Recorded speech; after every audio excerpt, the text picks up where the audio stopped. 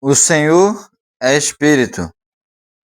E onde está o Espírito do Senhor, aí a liberdade.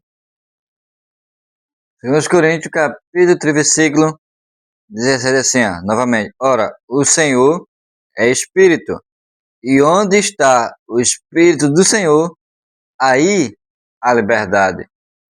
Aí me diga, o que esse texto quer dizer?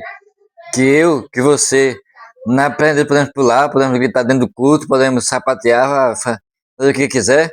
Bom, você até pode, mas a pergunta é, com base nesse texto aqui?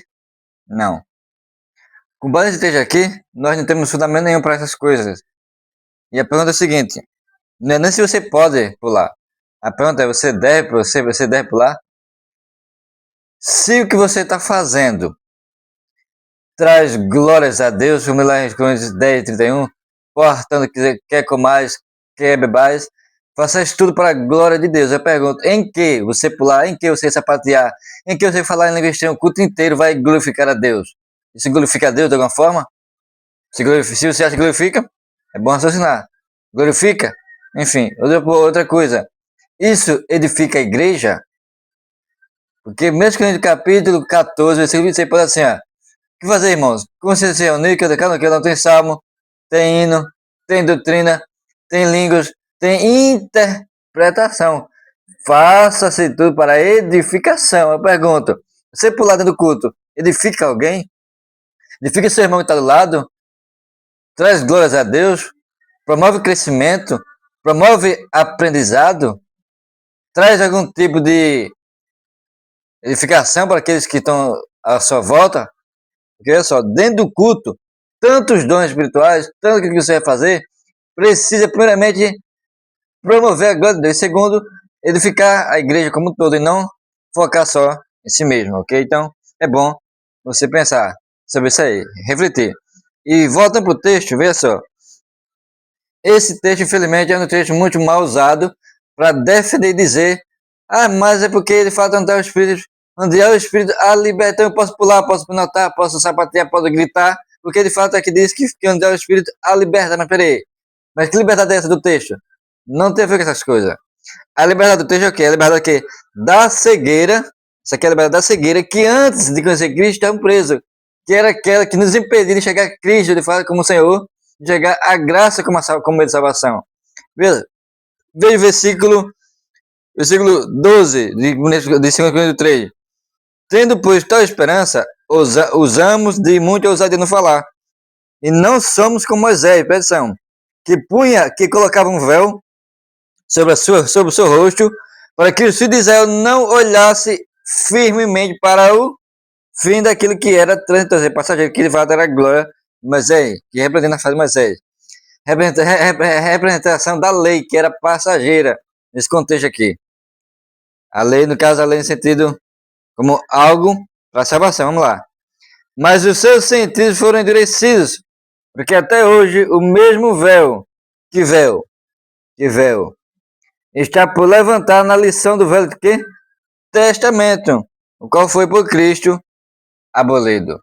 Então, vamos lá. E até hoje, quando é lido Moisés, versículo 15, o véu está sobre o coração deles quem? Judeus, aqui, o contexto aqui é os judeus que não enxergam Cristo como Senhor, que não buscam sua salvação em Cristo, mas querem se apoiar na lei. Versículo 16, mas quando se converterem ao Senhor, quando receberem Cristo como seu Senhor e Salvador, o que acontece? Então o véu, aquele que impede de enxergar, na graça, a salvação, se tirará. Ora, agora vem, o Senhor é Espírito, e onde está o Espírito do Senhor, aí a liberdade. Veja bem, essa liberdade do texto não tem nada a ver em você querer pular, sapatear e correr para cima para baixo no culto, como se daí fosse uma evidência da liberdade que vem por meio do Espírito de Deus. Isso não tem nada a ver. O contexto aponta para outra realidade, que é sobre a questão da cegueira. Aqui a liberdade é da cegueira. Porque veja só, você, nós, antes de conhecer Cristo, já éramos cegos, assim como os judeus hoje é cego. Se o grande parte de Deus já é cego espiritualmente, nós éramos cegos no sentido de quê? Não chegar em Cristo, que é o nosso único meio de salvação. Ok? Então, os judeus nesse contexto aqui como de fato um símbolo do véu, é alguém que até hoje, infelizmente, muitos deles estão cegos, presos, quando leem o Antigo Testamento. Que eles não veem Cristo como seu Senhor, não veem Cristo como Messias prometido. E assim, infelizmente, ainda é hoje, quando muitos usam esse texto para fazer a má interpretação. Usar como base para pular, pinotar, sapatear, gritar, fazer de tudo que se acha que deve dentro dos cultos, com base nesse texto. Esse texto não dá fundamento nenhum para esse tipo de comportamento, esse tipo de atitude. A pergunta é, não é nem se você deve, se você pode pular, ou gritar, ou sapatear, ou fazer negociação o culto inteiro. A questão é, você deve? Você primeiro, como eu falei, primeiro, a linguística que você fala o culto inteiro, que ninguém entende nada, porque você não tem interpretação, não tem intérprete, você não interpreta. Enfim, isso de alguma forma promove a glória de Deus. Mestre no capítulo 10, 31. Portanto, quer comais, quer bebais. Faz tudo para a glória de Deus. Isso glorifica a Deus?